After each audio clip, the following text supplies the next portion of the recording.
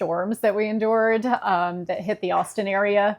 I know the last year we ended up dealing with the barrel hurricane birds, where we were taking some birds from other rehab centers from the coast.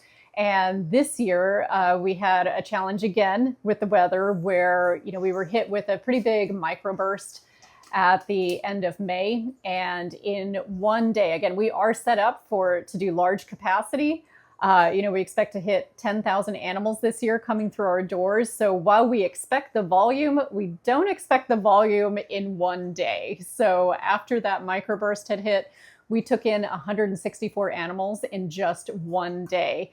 And just as we were starting to, get a control on that and, get the animals all lined up and do some releases, then we got hit with the floods that ended up happening there around July 4th, and got another big influx of animals that were part of those storms. So then over a couple of days, we ended up taking over 200 animals then from that in July, with all the storms that were going around. And so it has just been such a whirl with trying to accommodate so many animals all in one lump, all happening all at the same time. But we made it through. The team here is amazing. They're so dedicated to the animals. And, it just doesn't seem to matter what we get hit with. We can always depend on each other and depend on this team to make it work and figure it out, because we will always find a way to help out any animal in need. Yes.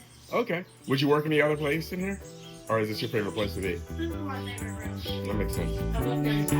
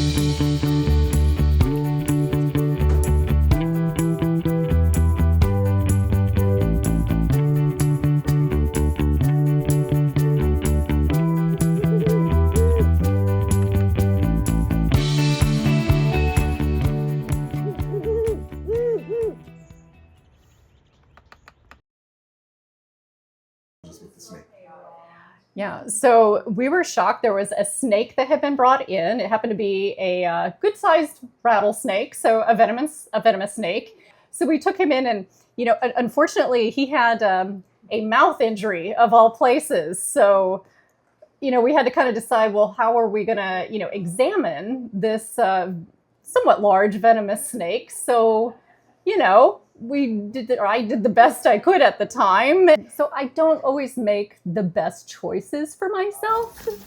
Braveness and stubbornness go hand in hand. She's like, I'm going to get this done. I get this text message with this photo, and I'm like, Jules, what on earth are you doing? Like, what are you doing? We have better ways to handle this. And I'm like, Jules, I think we might want to get some snake tubes.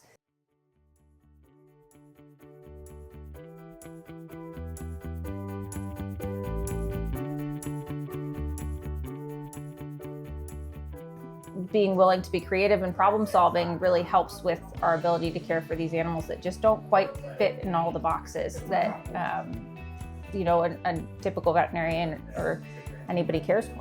Yeah, it takes a community, right? It does.